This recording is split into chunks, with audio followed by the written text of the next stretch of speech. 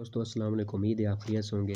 मैं एक new story लेकर हाज़िर हूँ और उम्मीद करता हूँ कि ये स्टोरी जो है बहुत अच्छी लगी। चाचा छक्कन के पड़ोसी की एक स्टोरी है। उम्मीद है कि आपको दोस्तों अच्छी लगेगी। रिक्वेस्ट यही है कि चैनल को सब्सक्राइब कर लें, फिर आपको मैं स्टोरी सुनाता हूँ।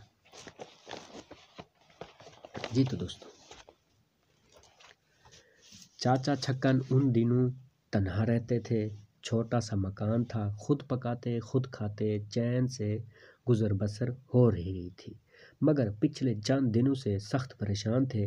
उनके बराबर वाले मकान में एक लोहार आ बसा था। मकान में ही भट्ठी लगा ली और दिन भर लोहा कूटा करता। कभी कभार तो उसका काम आधी रात तक जारी रहता। यूं चाचा छक्कन को ना दिन को चैन था और ना रात को आराम। उन्होंने कई बार लोहार से शिकायत की, मगर उस पर कोई असर न होता और अभी वो इस परेशानी का ही कोई हल ना ढूंढ सके थे कि दूसरी जानिब के बराबर वाले मकान में नए किराएदार आ गए। ये लोग चांदी के वर्क बनाने का काम करते थे। चांदी के वर्क बनाने में चमड़े के औराक वाली एक किताब और हथौड़ी इस्तेमाल की जाती है। चांदी की एक नन्ही सी टिकिया को किताब के वर्कों के साथ के दरमियान रखा जाता है। फिर किताब को बंद करके इस पर ख़ास महारत के साथ हथौड़ी से मुसलसल ज़रबें लगाई जाती हैं, जिससे टिकिया फैलती है और बिलाखिर इंतहाई बारीक और नफीस वर्क की शक्ल इख्तियार कर लेती है।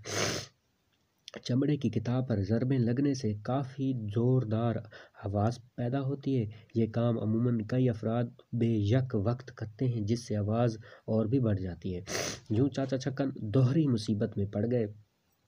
एक जानिब लोहार के लोहा कोटने की धम धम और दूसरी तरफ वर्क बनाने वालों की खटाखट। उनकी ज़िंदगी अजेरन होकर रह गई। बेआरामी की वजह से सेहत भी ख़राब।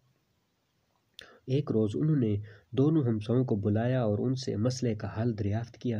दोनों हमसाए उल्टा चाचा छक्कन पर बरस पड़े। तुम्हें अपने आराम की फिक्र है, हमारी मजबूरी और बाल बच्चों का कुछ ख्याल नहीं है। हम गरीब आदमी हैं, अपनी मेहनत मजदूरी करते हैं, तुम्हारा क्या लेते हैं। अगर हमारे पास रकम होती तो तुम्हारी एक बात ना सुनते, किसी और मोहल्ले में कल ही नया घर ले लेते।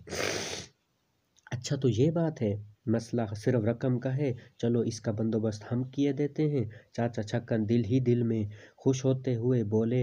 रकम मिलने से नया मकान किराए पर लेने पर दोनों पड़ोसी आमादा थे। सुबह चाचा छक्कन ने उनको उनकी मतलूबा रकम दी और कहा जल्द घर बदलने की कोशिश करना। अगली सुबह जब चाचा छक्कन अपने काम पर जाने लगे तो उन्होंने ये देखकर बेइंतहा खुशी हुई कि दोनों पड़ोसी अपना अपना सामान घरों से बाहर निकाल रहे थे। बस फिर क्या था, चाचा छक्कन की तो बाछें खिल उठी। शाम को वो खुशी खुशी घर आए और सोचने लगे, चलो बला टली, अब तो सुकून ही सुकून है, खूब आराम करूँगा। लेकिन अभी वो पूरी तरह खुश भी ना हो पाए थे कि पहले लोहा को कूटने की धमाधम और फिर वर्क बनाने की खटाखट कानों से टकराई। चाचा छक्कन सख्त गुस्से के आलम में घर से निकले और लोहार के घर का दरवाज़ा धड़ धड़ डाला, मगर अंदर से लोहार के बजाय वर्क बनाने वाला बरामद हुआ। कक कक कक का क्या मतलब है, ये लोहार का घर है, तुम यहाँ क्या कर रहे हो। चाचा छक्कन ने डपट कर पूछा। जी वो इस तरफ आपके बराबर वाले घर में है, वर्क बनाने वाले ने सादगी से जवाब दिया।